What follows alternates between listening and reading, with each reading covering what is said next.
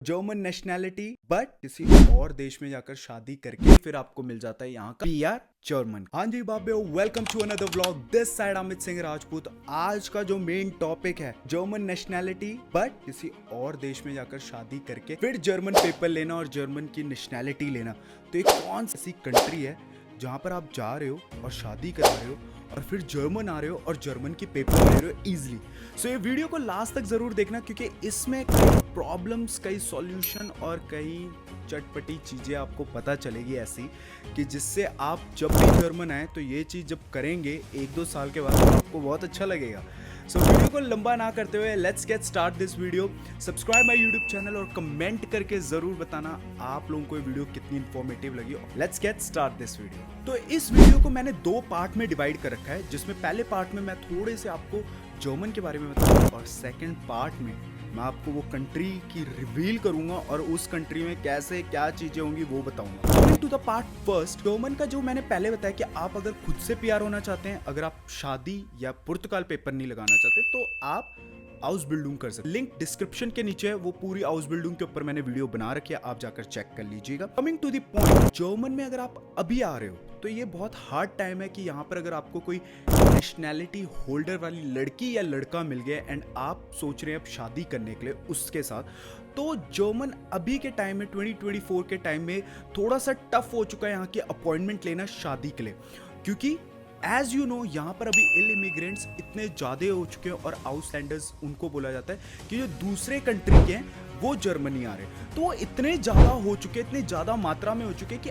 अब क्या है, वो सारे लोगों ने इतनी अपॉइंटमेंट ग्रैब कर ली और स्टोर करके रख लिए कि आप लोगों को आए दिन अपॉइंटमेंट नहीं मिल सकती, और अपॉइंटमेंट मिल रही है तो वो बहुत ज़्यादा पैसों में वो बेच रहे हैं। और या तो आपके कोई अंदर एक लिंक होना चाहिए जिससे आपको फ्री ऑफ कॉस्ट अपॉइंटमेंट वो मिल जाए और वो बहुत जल्दी मिल जाए। आज के टाइम पर आपको अगर जर्मन में शादी करनी जर्मन रूल के हिसाब से तो मिनिमम जो वेटेज टाइम है यहाँ पर वो 1 साल का है, 1 साल या 2 साल। उसी जगह में सबसे पहले का टाइम अगर मैं पीछे कुछ चल जाऊं पास्ट में, तो जर्मन ने एक चीज करी थी कि इटली, स्पेन, फ्रांस, ये 3 कंट्री को ऐसे डिमांड दे दी कि ठीक है अगर आप वहां जा रहे हैं और वहां शादी कर रहे हैं, मतलब लड़की या लड़का जर्मन नेशनैलिटी है और दूसरा नॉन जर्मन है, ईयू का नहीं है, आप वहां जा रहे हैं, वहां शादी कराकर यहां आ रहे हैं तो आपको जर्मन पेपर दे देता है। बट ऐसे देखते देखते ही जर्मन ने ये नोटिस करा कि ऐसे बहुत ज्यादा तादाद में लोगों ने कर लिया, तो इस करके जर्मन ने स्पेन, इटली, फ्रांस को बंद कर दिया कि यहां पर कोई भी जाकर शादी कराएगा एज ए जर्मन तो उसको जर्मन पेपर नहीं मिलेगा। अगर हाँ इटालियन लड़की से आपने शादी करी है इटालियन में जाकर तो इट्स ओके, बिकॉज वो तो इटालियन गवर्नमेंट देखेगी ना कि जर्मन। पार्ट 2, वहीं डेनमार्क एक ऐसी कंट्री है जो बहुत जर्मनी के क्लोज। अब के टाइम पर वैसे लोगों ने वीडियो बनाना शुरू कर दिए, तो मैं आप लोग को भी ये बोलूंगा कि एज सून एज पॉसिबल अगर आपको यहाँ की कोई लड़की या कोई लड़का जर्मन का मिल रहा है तो आप वहाँ जाइए और शादी कराइए और फिर यहाँ पर आकर अपना पेपर बनाइए, क्योंकि डे बाय डे आपको पता है कि वीडियोस बन रही है और जितनी ज़्यादा इंफॉर्मेटिव ये बनती रहेगी उतना ज़्यादा सरकार के पास आएगी और सरकार एक टाइम के बाद डेनमार्क को भी बंद करवा देगा। बट अभी ये चांस नहीं है, ये कोई 5-6 साल लग सकते हैं इस चीज को करते करते। बट अब मैं आता हूं पॉइंट में कि डेनमार्क एक इजी प्रोसेस है राइट नाउ एक शादी का। अगर आपके पास लड़का या लड़की कोई जर्मन सिटीजन होल्डर है या पीआर होल्डर है, आपको उससे प्यार हो जाता है, अब आपका टाइम आ चुका है उससे शादी करने का, तो आप क्या करें? सबसे पहले आपको डेनमार्क का कोई एजेंट हायर करना पड़ता है।